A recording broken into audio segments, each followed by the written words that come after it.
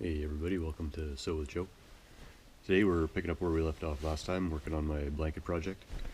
Putting on the peculiar vehicular extravaganza patch. Let's get into it. We're already part way into this stitch, so we'll get right into the good world news. And today we are offering up ways that you can become more closely connected with your community. And the article that I read that pointed these things out said they had a focus of starting these endeavors, and I think that's a great idea if you have the time and everything to start up a number of these things. Great, or one of these things. Great, whatever you're most passionate about. And if not, I encourage you just to consider these as ideas for things to do. A lot of times other people will have already started up endeavors, and all you have to do is go. So if you aren't the type to start one of these, I encourage you to just look into them and become involved. Because you don't have to always organize everything to be involved in something. You can actually just go to something. But one idea for community involvement was to start a public fridge, a public refrigerator. So I guess this would just be on the edge of a property somewhere, or you would talk to a rec center or some sort of public gathering place and ask them if you could start a community fridge. And what that is kind of what it sounds like, is people that have excess food can go and stock the community fridge, and then people in need can come and take what they need. It's a good idea for avoiding food wastage. If someone has a lot of food that they realize that, I'm not going to be able to eat all this. I made a dinner and, made a dinner for 5 and, people canceled and I'm not going to be able to eat this before it goes bad. Then you bring it to the community fridge.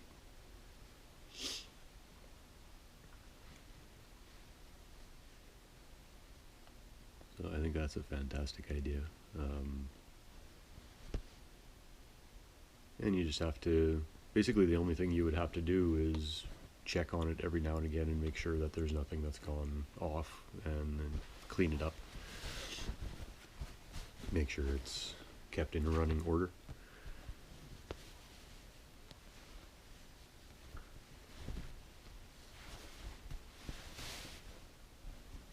So that wouldn't be too involved of a thing to do. But it would still be a very good feel-good project, and definitely would feel that connection with your community, because you're helping feed people in your community. How much better does it get?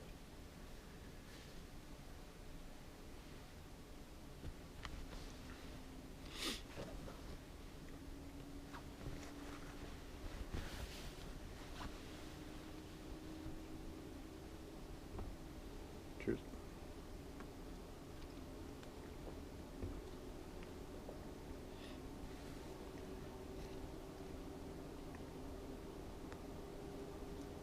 Now the second thing you can do, pardon me,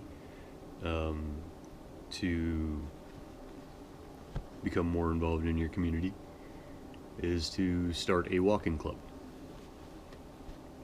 And I think that's pretty self-explanatory. The only note that I have about walking club is that the first rule of walking club is you do not talk about walking club.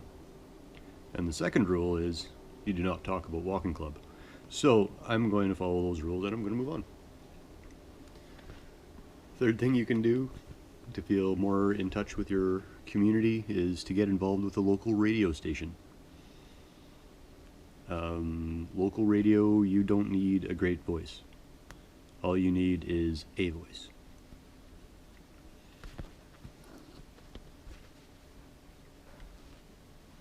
And that's something that I've been interested in for quite a while, is local radio. Well, radio in general. My career was going to be in music when I was younger.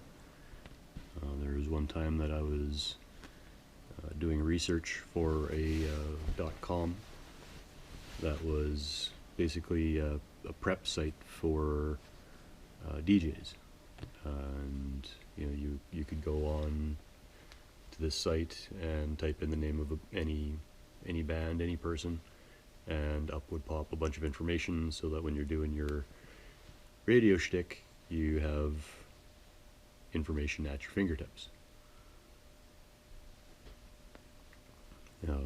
Instead of having to, research stuff on your own and, read liner notes and just have the knowledge, you can have it at your fingertips, and that's what the internet's all about. So that's what we were doing.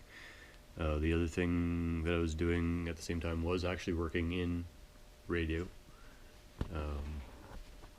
and that was pretty neat. It was a small radio station, like it's a city now, but it was a town at the time. Oh, here comes Mac Coffee.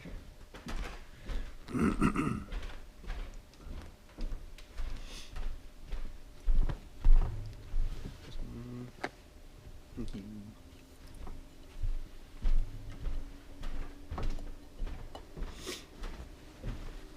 So I was working in radio at the time as well, and also DJing for socials and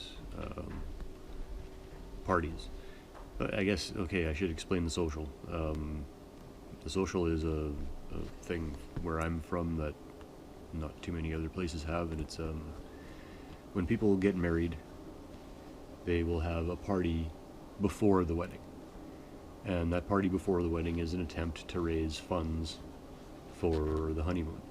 So they will have a DJ or a band, and they'll have food, they'll have alcohol sales, and they'll usually have draws, like silent auction, or tickets for prizes, that sort of thing. And I was a DJ at a lot of those socials, so I did that for a while, and that was a very busy time. I got into the DJing actually just after the other things. So music was basically my life.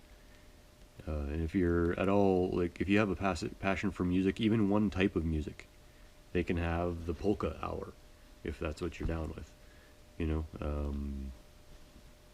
and just get involved. It's a fun thing, and radio is something that you can do from your home now. The technology is such that you don't even need to leave the house. As you can hear from my example, it would be good to have a more soundproof environment. However, it isn't necessary. And if it's local radio, people are very forgiving with local radio. And a lot of people just listen to it like for the information, and the other people listen to it to hear how bad it is. So, it's just one of those things.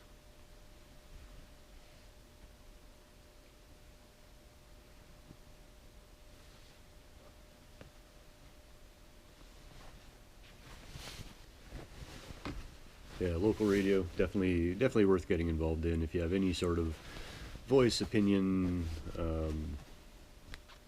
The biggest thing is if you have decent music and taste. Like, if you're the person that when you go to a party, people say, "Hey man, can you hop on my Spotify and make a list?" That's the type of person that we need in radio. So you have good sense for what people want to hear.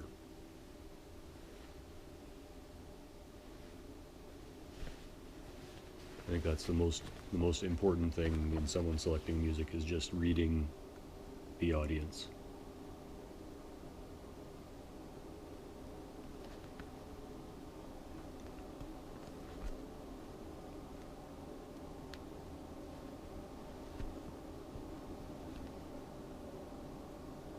And that's one reason that I'm so interested in hearing from you, viewers. Because I have no idea who's out there. I don't know who you are. And I'd love to, because then I can, well, not that I would like only bring up certain things, but then I could focus on some stuff that you might be more interested in, right? And it's like working on my own algorithm, but I've got no data coming in.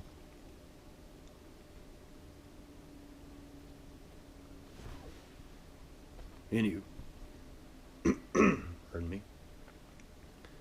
Where'd my scissor go? There it is. Another way that you can get in more in touch with your community is to repurpose public places that aren't being used anymore. And the example that the article I read gave was old phone boxes, and those aren't everywhere in the world. But if you do have old phone boxes and they aren't being used anymore, you can repurpose them as any number of things. Most commonly, public libraries, like take a book, leave a book type places. There was even one that was turned into a miniature nightclub. I don't know exactly how that works, but yeah, could be an interesting way to make money for the community. Just put in some lights and a few speakers and charge admission, and raise funds for a community project that way. Could be a neat idea. Just have a little dance party all on your own for a minute.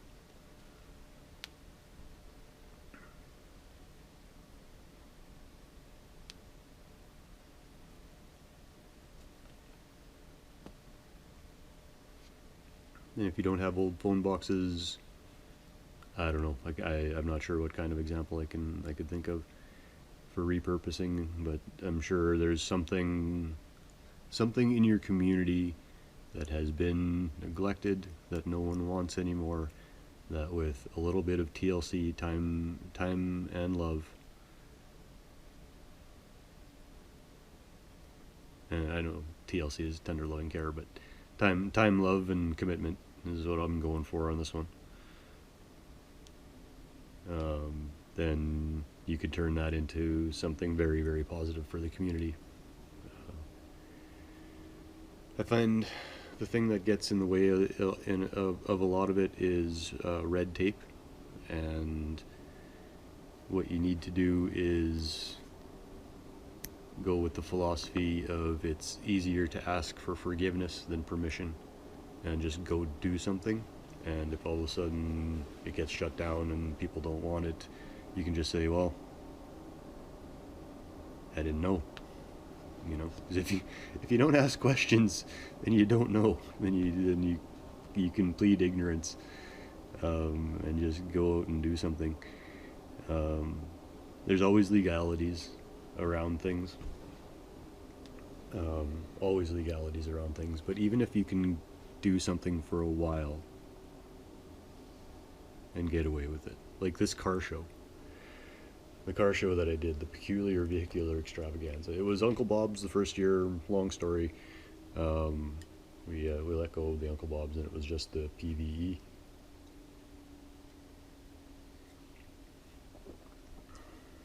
The Peculiar Vehicular Extravaganza. And the first couple of years that we did it, it was pretty under the radar. It was organized through my work, but it wasn't sanctioned by my work, kind of thing. And I just kept it low-key until all of a sudden there was a new manager, and there were questions, and I just decided it wasn't worth it anymore, because all I wanted to do was get together with some like-minded people and look at cars for a day, and it was going to turn into an entire year of work to be able to do that day. And that, in my mind, was not worth it.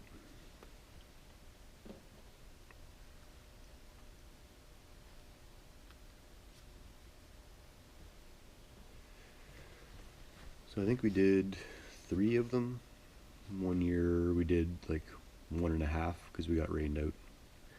But yeah, just do something, and as long as it's not harming anyone, you shouldn't get in too much trouble. And if you just say like I had no idea, because you don't, and a lot of the times that helps.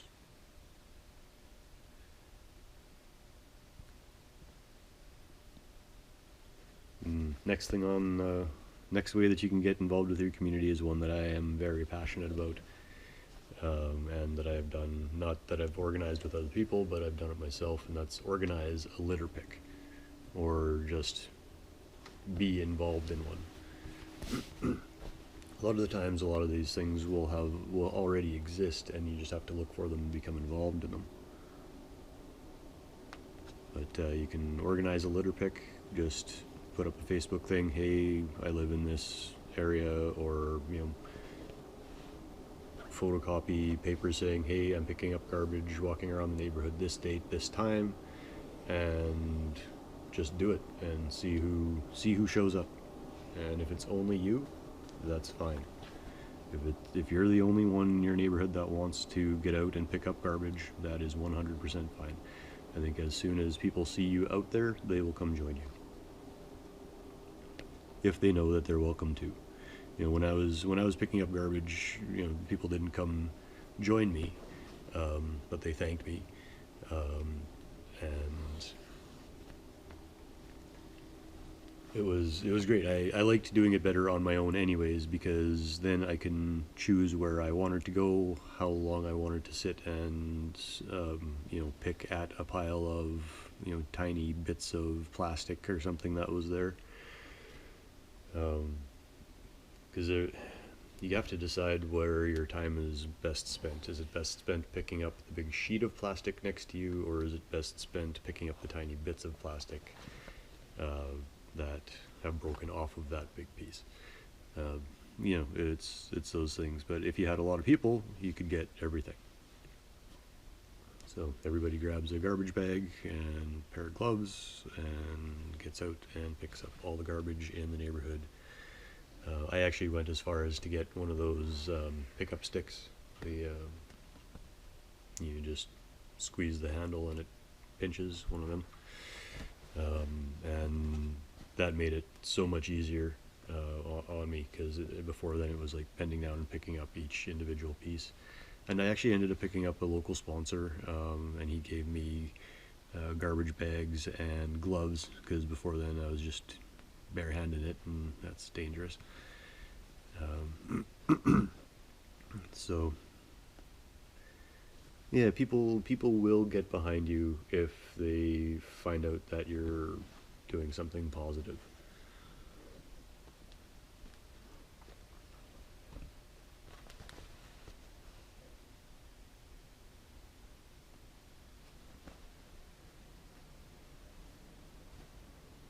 Or even better yet, just change your lifestyle so that if you're out somewhere and there's garbage on the ground, you pick it up. Keep a rag or a handkerchief or something in your pocket, or keep a plastic bag, like a little garbage bag, in your pocket and pick up garbage.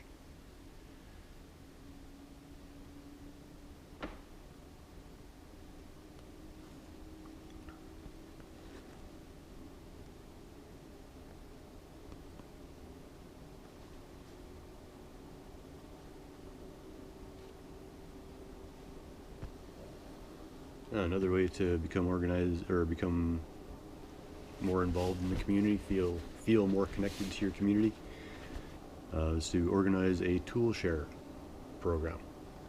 And this can apply to like shop tools, this can apply to gardening tools, this can apply to all sorts of things.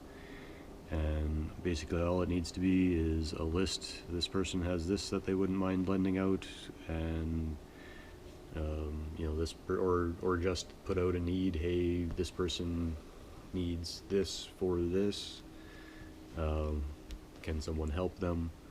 And probably better that way than listing people's possessions online.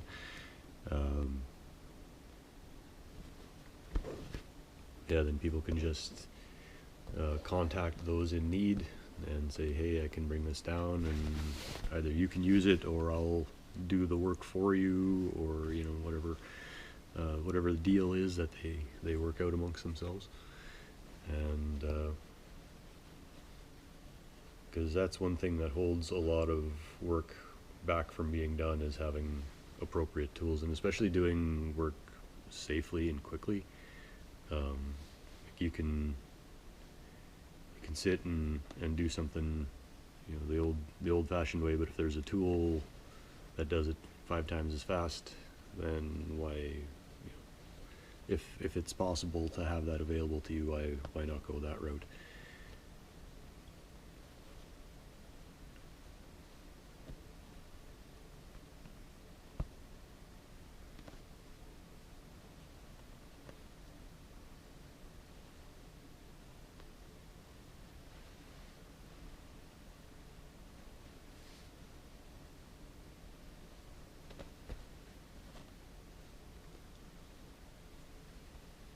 Another way to get connected to your community, and I think this is a really good one, and that is to work at a food bank, or get involved with a food bank, or a soup kitchen.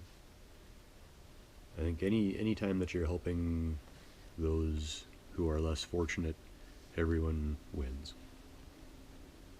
They're receiving help, they're getting food that they may not otherwise have, and just being amongst people.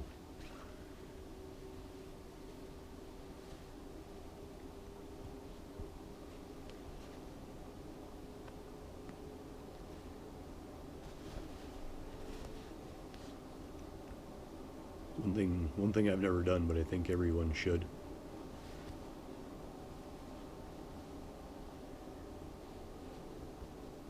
just to see that side of the world. Because a lot of people grow up with a lot of privilege and don't really realize what they don't, or what they do have. Like I feel I'm very fortunate for what I do have, but I do realize that, you know, I haven't gone without as much as a lot of people have. You know, we were never rich. I've never been rich.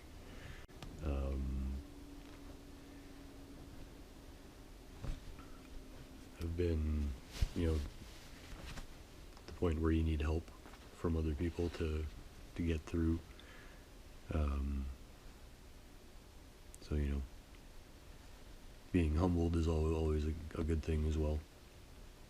Keeps your ego down.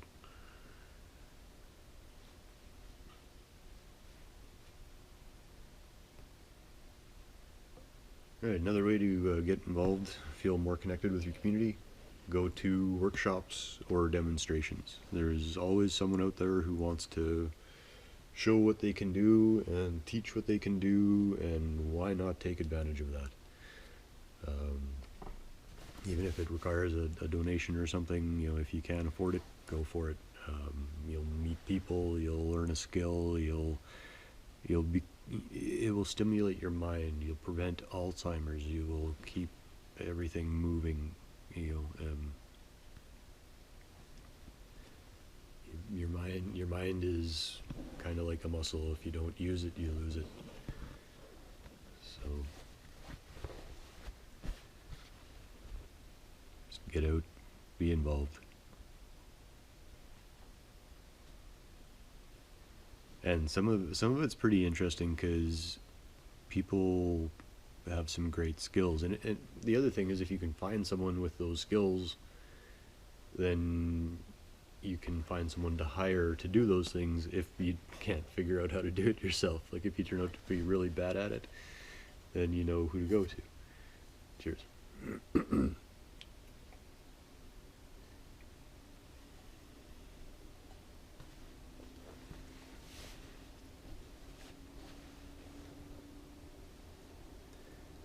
Another thing you can do to get involved in your community is to go to exercise classes. We didn't talk about walking club earlier, and this would be something similar. Find a yoga class or even just a meditation session that's nearby, and become more in touch with your community and with yourself at the same time. You'll meet like-minded people, and I've always been very shy, so I've never been really good at meeting people, going to things like that, but you see people, and then seeing those people, sometimes you'll see them in public, and that can open up opportunity for a discussion or something, even just a way to ease the awkwardness. If you bump into someone, oh, hey, I recognize you, oh, have you been to yoga lately? Boom, it's right there. Hey, what's your name? Have you been to yoga lately? And then you don't have that awkward, what do I say to this person? My awkward is that I usually forget where I know someone from. The biggest thing is forgetting names. I really feel very, very bad about forgetting names, and I'm so bad for it. It makes my social interactions awkward before they start. So yeah, that's the one that gets me.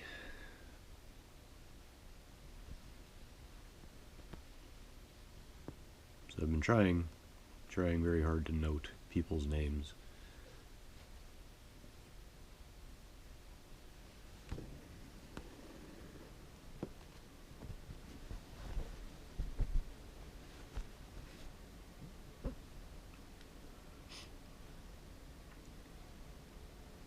Going back to the workshops and demonstrations topic,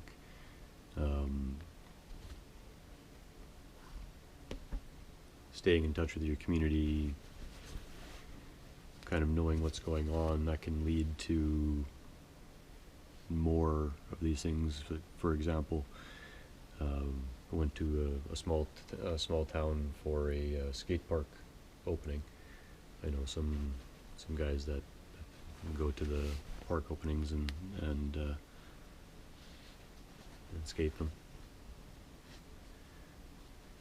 And so I went along to film and do some skating too, and whatever.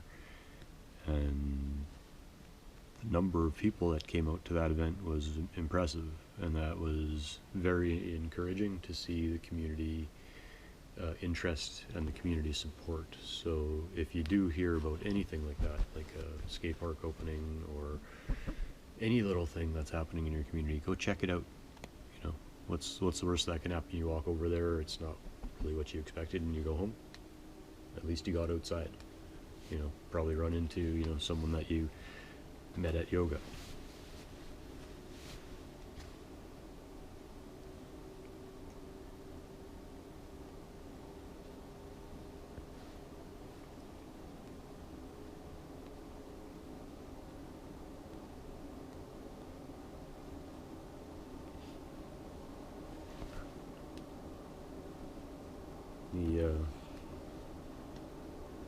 The last item I have noted here is getting involved with arts and crafts, either bees or classes. If you don't know the term bee, bee is when you get together with a bunch of people to either knit or sew or build a barn. There are barn bees. But it's mostly ladies, traditionally ladies getting around and sewing or knitting or crocheting and that sort of thing. I don't know how to do any of that fancy stuff, but yeah, if it was just a group of people getting together and doing they're sewing and showing what they're doing. Could be fun.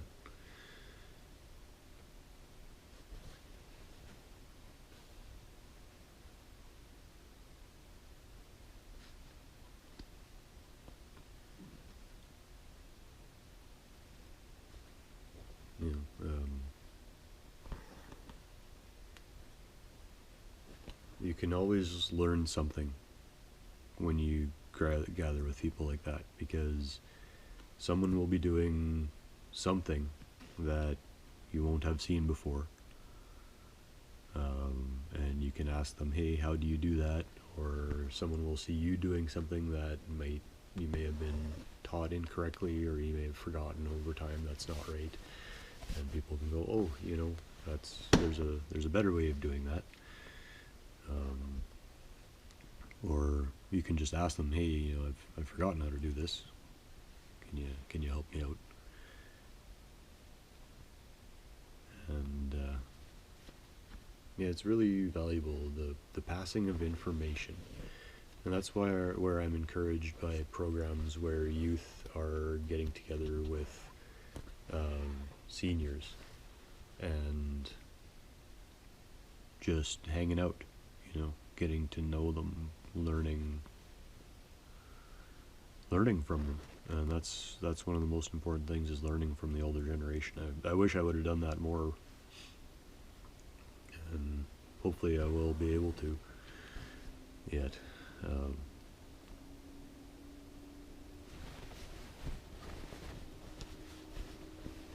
The internet's a good place for that, but there's nothing like learning things firsthand, like in person. Cheers.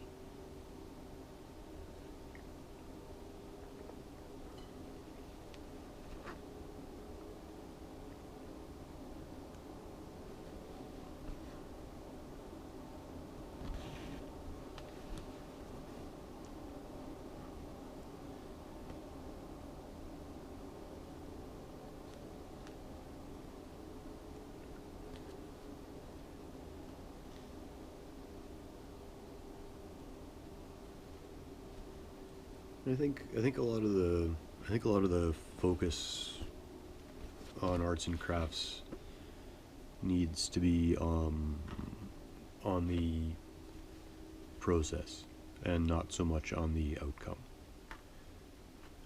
Like me with my sewing, you know, it's more about the doing than the doing perfectly. It's more of the time spent, it's more of the information shared. You know, it's like doing exactly what we're doing right now, just in person.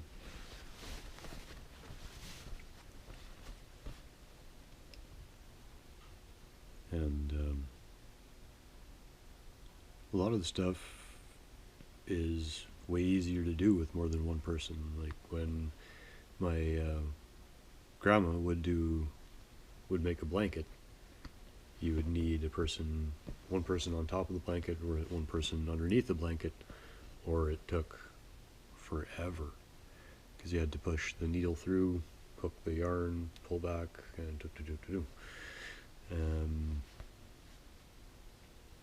So you had to have someone under there that, you know, that trusted you, because you were shoving a huge spike through a blanket and potentially into their heads, and someone, you know, that you can talk with, you know, preferably, because you can work with someone, you know, side by side without saying anything, and it's fine.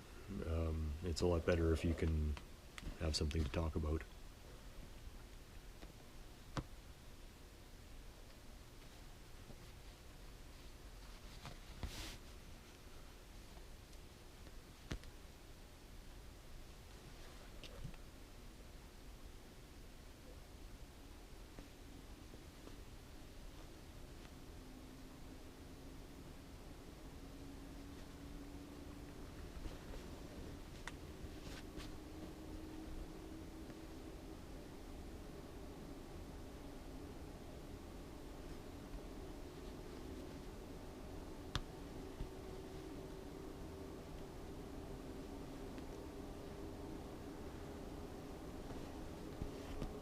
And like I say, if you do look into these things and go check them out, and it's not for you, then it's not for you. It's no big deal. The thing is, a lot of people say nothing ventured, nothing gained. I say nothing ventured. Really, what's there to lose? You know, you go out. If you're the type of person that has anxiety issues and thinks everybody's going to laugh at them anyways, then what's the difference if you go out and people laugh at you because you think they're going to anyway?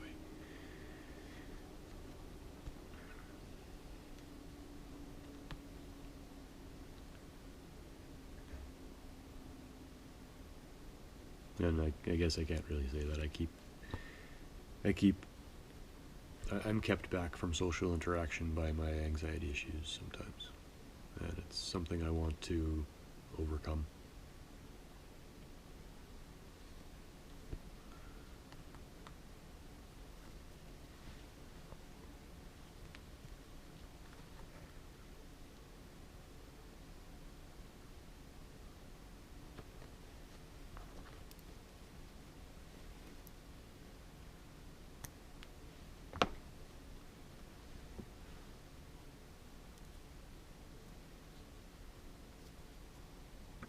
Alright, well, let's pull some pins on this one and have a look at her.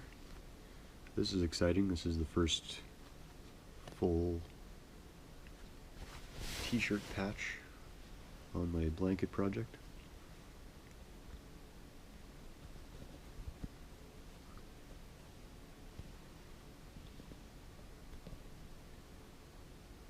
Took a few episodes, and that's okay. Things like this don't get done in a day, that's for sure. So, there it is. Uncle Bob's Peculiar Vehicular Extravaganza. Not perfect. I figured out how to do this a little bit better.